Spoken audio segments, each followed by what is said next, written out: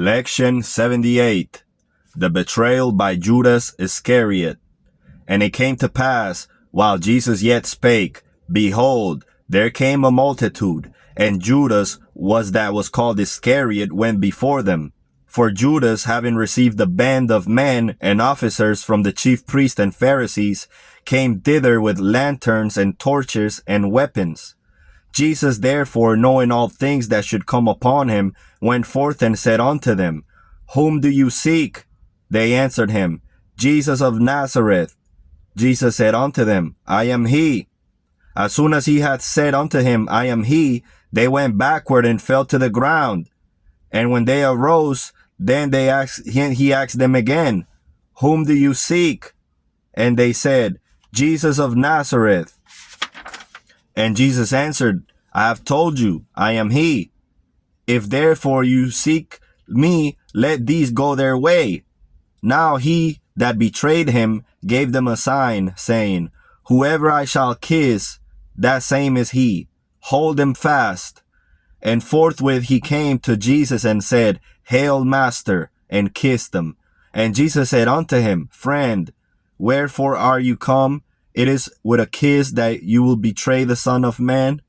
Then Jesus said unto the chief priests and captains of the temple and elders, which were come to him, Why you come out as against a thief with swords and staves? When I was daily with you in the temple, you stretched forth no hand against me. But this is your hour and the power of darkness. Then came they and laid hands on Jesus. And Simon Peter stretched forth his hand and drew his sword and struck a servant of the high priests and smote off his ear.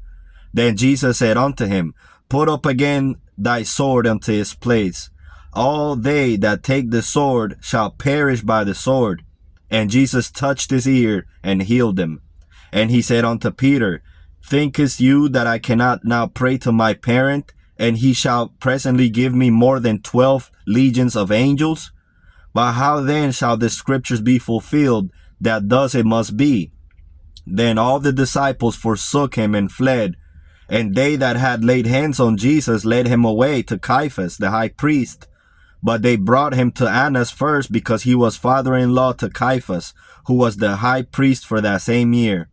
Now Caiaphas was he who gave counsel to the Jews that it was expedient that one man should die for the sins of the people.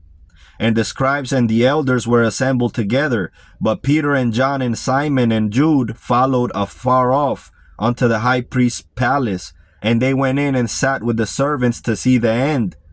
And they had kindled a fire in the midst of the hall, and when they were set down together, Peter sat down amongst them and warmed himself, and Simon also sat by him. But a certain maid beheld them as he sat by the fire, and earnestly looked upon him and said, This man was also with him. And he denied him, saying, Woman, I know him not.